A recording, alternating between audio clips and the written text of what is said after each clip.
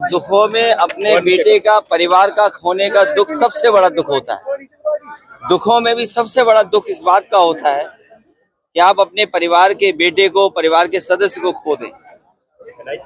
और अगर सुरक्षा को लेकर के, अगर सुरक्षा नियमों का पालन हुआ होता तो इतना बड़ा हादसा नहीं होता।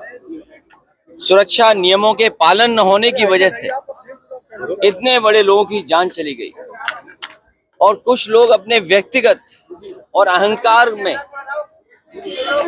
किसी की सुनना भी नहीं चाहते हैं। और सच्चाई तो यह है कि जो परिवार वाले होते हैं वो अपने परिवार के सदस्यों के होने का दुख समझते हैं। ये दुखद घटना हुई है और परिवार के लोगों की मदद हो इनकी। अभी जिस नौजवान से मैं मिल के आया हूं वो वही नौजवान है जो वीडियो में आपने देखा कि वो खिड़की से कूद गया।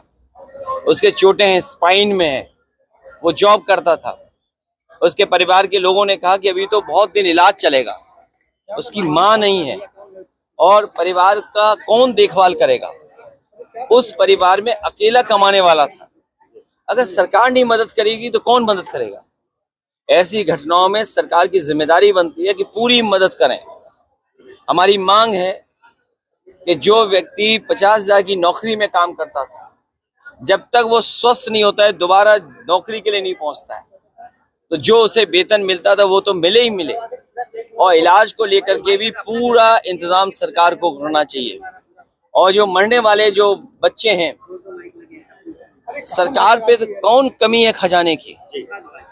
सरकार को बड़ी मदद करनी चाहिए। और अगर सरकार 1 करोड़ भी मदद करती है, क्योंकि नई उम्र के नौजवान थे, 21, 22, 23, 24, 25 साल के थे, उनका भविष्य बनता, वो कल कुछ बन करके दिखाते। वो अपनी मेहनत से कुछ न कुछ कर रहे थे वहां, उन्होंने जान खोई, उनकी मदद होनी चाहिए।